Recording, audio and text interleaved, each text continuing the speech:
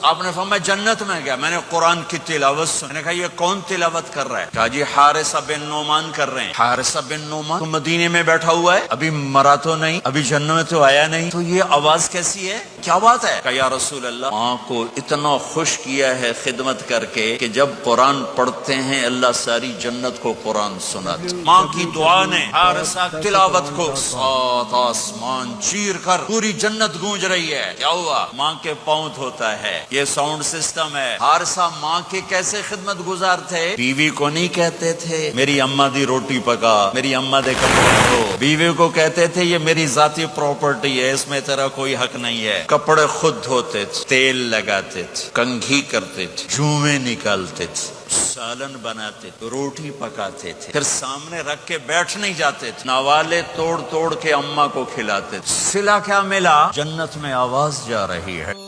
social media पर सबसे कदीम और सबसे रिलायबल ब्रांड दरसेकुरान.com